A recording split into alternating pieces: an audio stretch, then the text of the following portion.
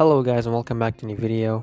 In this video I'm going to show you how to put a passkey to your WhatsApp. So just please follow my steps until the end and let's begin the tutorial. At the beginning you need to go and open your WhatsApp app from here.